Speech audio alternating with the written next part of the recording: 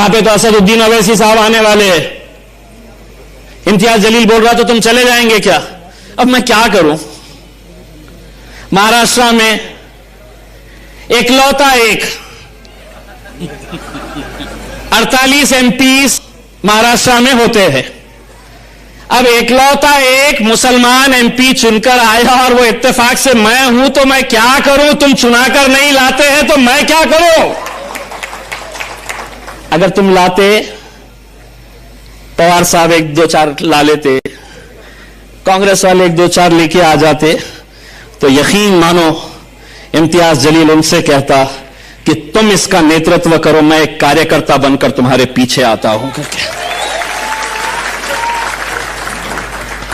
दोस्तों, अपने इख्तिलाफ, छोटी छोटी बातों को नजरअंदाज करते हुए हमको एक ताकत बनकर खड़े रहने की जरूरत है। मैंने जैसा आपको कहा है कि हम किसी भी तरह का कोई तशद्दुद में हम यकीन नहीं रखते। इस मुल्क की जमहूरियत की सबसे खूबसूरती यह है कि हम अपना एहतजाज बहुत अच्छे तरीके से भी दर्ज करा सकते हैं। हमारी नाराजगी हम सरकार के लिए बहुत अच्छी तरह से दर्ज करवा सकते हैं। हम जो अमरावती में, नांदेड़ में, मालेगांव के अंदर जो हुआ है, हम यकीनन उसकी मजम्मत करते हैं।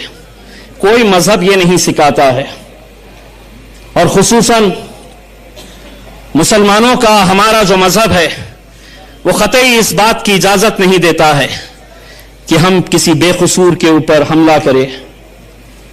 और वही बात जो अमरावती के अंदर दूसरे दिन भारतीय जनता पार्टी के लोगों ने की कि नहीं, हम सड़क पे उतरेंगे, हम जलाएंगे, हम तोड़ेंगे, हम फोड़ेंगे।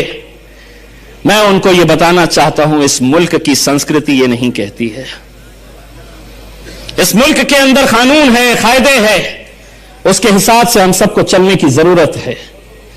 मैं आप लोगों से इतनी इल्तिजा करना चाहूंगा। फारूक शाब्दी की एक बहुत अच्छी बात मुझे पसंद आई। उन्होंने कहा कि बहुत सारे ख्वाहिशमंद है। यकीनन फारूक भाई, बहुत सारे ख्वाहिशमंद उसी पार्टी के अंदर होते हैं जिसमें उन्हें कामयाबी नजर आती है।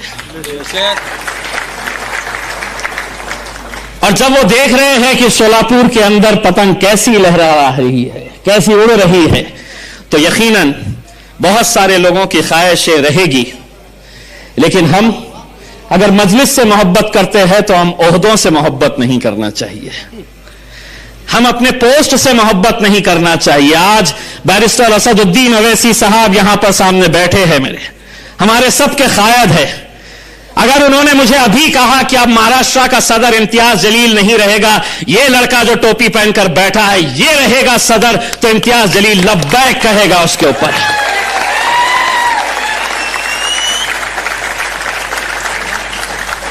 लेकिन हमारे पास, मैं लाया मजलिस को,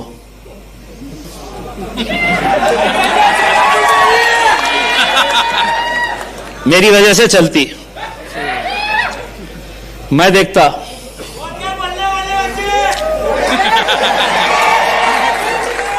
मैं यही बोलने वाला था।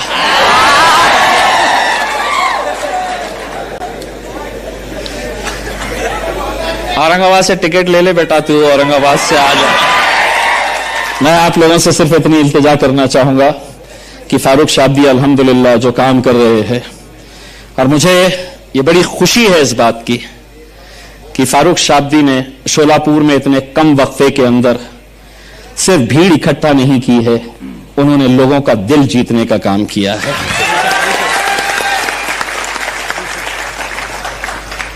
जाते जाते सिर्फ इतना कहूंगा, सुना है कांग्रेस वालों ने शोलापुर में भी जश्न मनाया कि किसानों का बिल वापस ले लिया है।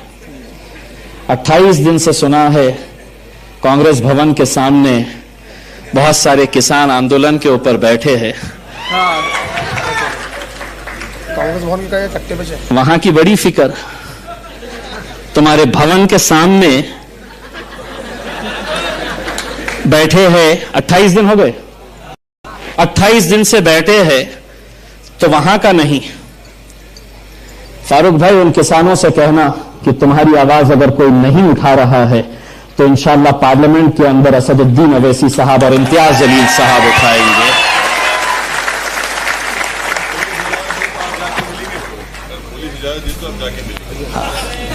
और यहां की जो पुलिस है क्या कोई? अगर इजाजत दे देती है तो हम खुद जाएंगे असदुद्दीन अवैसी साहब के साथ और उन किसानों को यकीन दिलाएंगे। अब इतना बोल दिया हमने, आपको ऐसा लग रहा है सिर्फ इतने ही लोग सुन रहे? कांग्रेस भवन में हर एक के हाथ में मोबाइल है, सुन रहे कि हमारी कैसी बजाने के लिए आए हैं। राष्ट्रवादी वालों की पूरी होगी, अरे बाप, मेरे बाप का भी नाम लिया।